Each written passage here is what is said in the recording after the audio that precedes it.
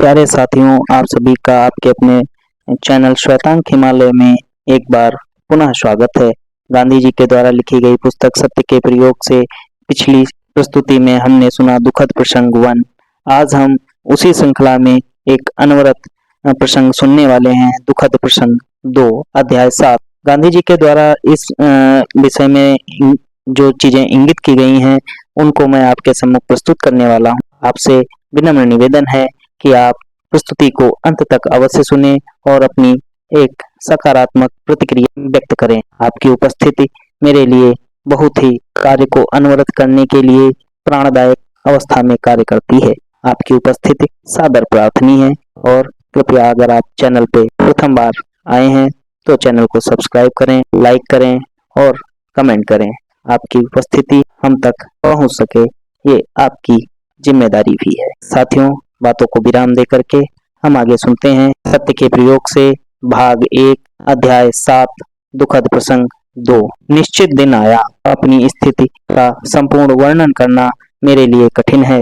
एक तरफ सुधार का उत्साह था, जीवन में महत्व परिवर्तन करने का कुतूहल था, और दूसरी तरफ चोर की तरह छिपकर काम करने की शर्म थी।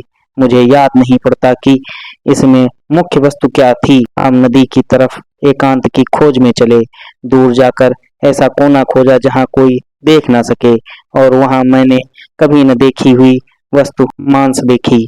साथ में मटियार खाने की डबल रोटी थी। दोनों में से एक भी चीज मुझे भाती नहीं थी। मांस चमड़े जैसा लगता था। खाना असंभव हो गया।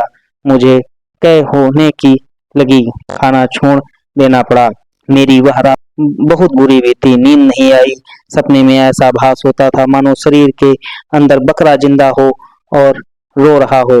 मैं चौंक उठता, पछताता और फिर सोचता कि मुझे तो मांसाहार करना ही है।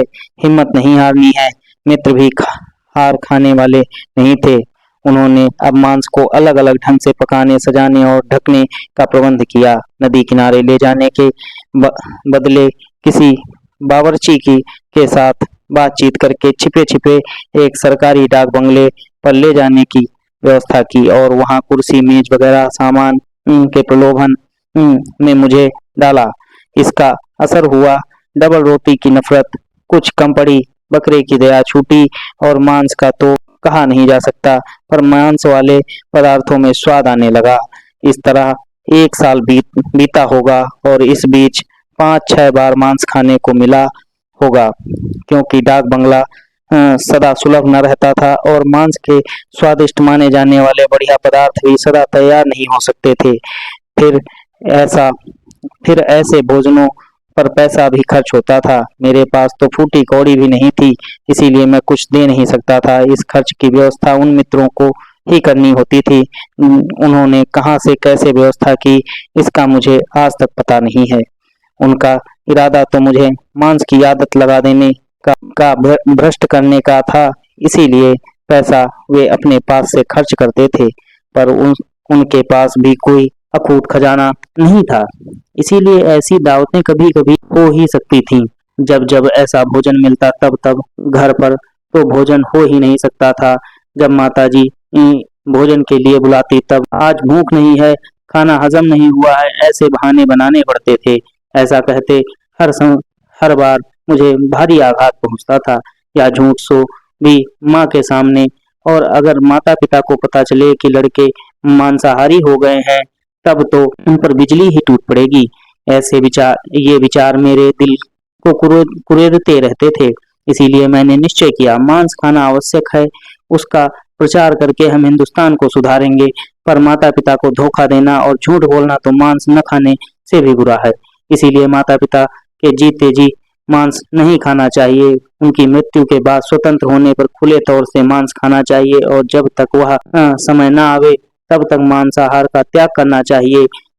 अपना यह निश्चय मैंने मित्रों को जता दिया, और तब से मांसाहार जो छूटा सो सदा के लिए छूट गया। माता पिता कभी यह जान ही नहीं पाए कि उनके 2 पुत्र मांसाहार कर चुके हैं। माता पिता को धोखा न देने के शुभ विचार से मैंने मांसाहार छोड़ा, पर वह मित्रता नहीं छोड़ी। मैं मित्र को सुधारने चला था, पर खुद ही गिरा, और गिरावट का मुझे होश तक न रहा। इस सोहबत के कारण मैं व्यभिचार में फंस जाता। एक बार मेरे मित्र मुझे वेश्याओं की बस्ती में ले गए। वहां मुझे योग्य सूचनाएं देकर एक स्त्री के मकान में भेजा। मुझे पैसे वगैरह कुछ देना नहीं था, हिसाब हो चुका था। मुझे तो सिर्फ दिल बहलावे की बातें करनी थी। मैं घर में घुस तो गया। जिसे ईश्वर बचाना चाहता है वह गिरने की इच्छा रखते हुए भी पवित्र रह सकता है। उस कोठरी में तो मैं बिल्कुल अंधा बन गया। मुझे बोलने का भी होश न रहा। मारे शर्म के सन्नाटे में आ गया। आकर उस औरत के पास खटिया पर बैठा, पर मुंह से बोल न निकल सका। औरत ने गुस्से में आकर मुझे दो चार खरी खोटी सुनाई और दरवाजे की राह दिखाई। उस समय तो मुझे जान पड़ा कि मेरी मर्दानगी को बट्टा लगा और मैंने चाहा कि धरती जगह दे तो मैं उसमें समा जाऊं। पर इस तरह बचाने के लिए सदा ही भगवान का आभार माना है। मेरे जीवन में ऐसे ही दूसरे 4 प्रसंग और आए। कहना होगा कि उनमें से अनेकों में अपने प्रयत्न के बिना केवल परिस्थिति के कारण मैं बचा हूँ। विशुद्ध दृष्टि से तो इन प्रसंगों में मेरा पतन ही माना जाएगा। चूंकि मैंने विषय की इच्छा की, इसीलिए मैं उसे भोग ही चुका। फिर भी लौकिक दृष्टि से इच्छा करने पर भी जो प्रत्यक्ष कर्म से बचता है उसे हम बचा हुआ मानते हैं। और इन प्रसंग में मैं इसी तरह इतनी ही हद तक बचा हुआ माना जाऊंगा। फिर कुछ ऐसे काम हैं जिन्हें करने से बचना व्यक्ति के लिए और उसके संपर्क में आने वालों के लिए बहुत लाभदायक होता है।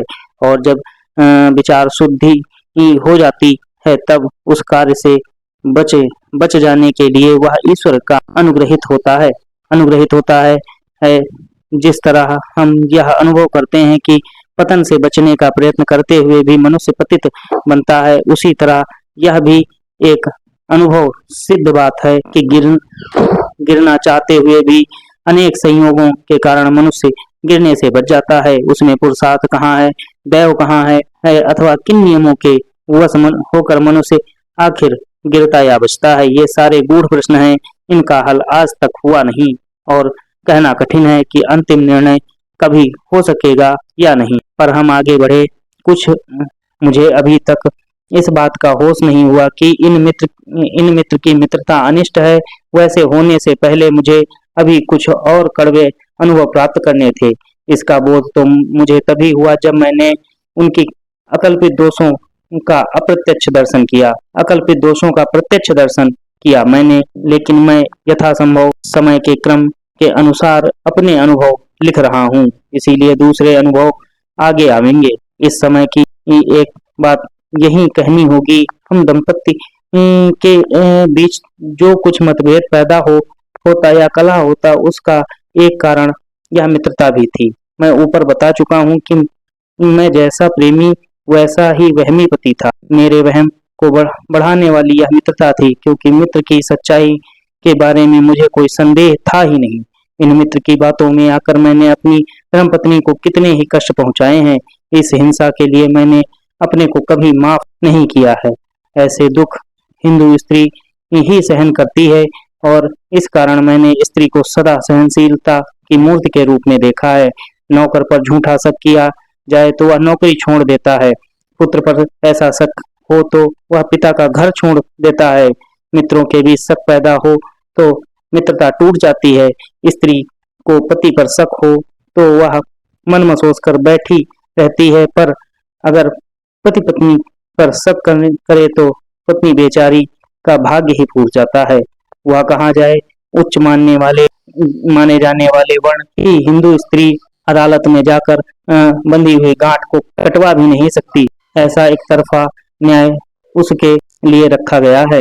इस तरह का न्याय मैंने दिया, इसके दुख को मैं कभी नहीं भूल सकता। इस संदेह की जड़ तो तभी कटी जब मुझे अहिंसा का सूक्ष्म ज्ञान हुआ, यानी जब मैं ब्रह्मचर्य की महिमा को समझा और यह समझा कि पत्नी पति की दासी नहीं है और उसकी सहचारिणी है, सहधर्मिणी है। दोनों एक दूसरे के सुख दुख के समान साझेदार हैं और भला बुरा करने की जितनी स्वतंत्रता पति को है उतनी ही पत्नी को है। संदेह है कि उस काल जब मैं याद करता हूँ तो मुझे अपनी मूर्खता और विषयांधता निर्दयता पर क्रोध आता है और मित्रता विषयक अपनी मूर्छा पर दया आती है। प्यारे साथियों, ये गांधी जी के द्वारा वर्णित 7वां अध्याय दुखद प्रसंग 2 आपकी उपस्थिति सादर प्रार्थनीय रही। आपने इसे अंत तक सुना, आपको बहुत बहुत धन्यवाद। जिन साथियों ने अभी तक चैनल सब्सक्राइब नहीं किया है, उनसे विनम्र निवेदन है कि चैनल को सब्सक्राइब कर लें, जिससे कि आगे की जो भी प्रस्तुति है वो आप तक पहुंचती रहें। आपकी उपस्थिति सादर प्रार्थनीय रही मेरे लिए। आपके जो भी सुझाव हैं उन्हें अवश्य प्रेषित करें, हम उन्हें अवश्य समाहित करेंगे। बहुत बहुत धन्यवाद।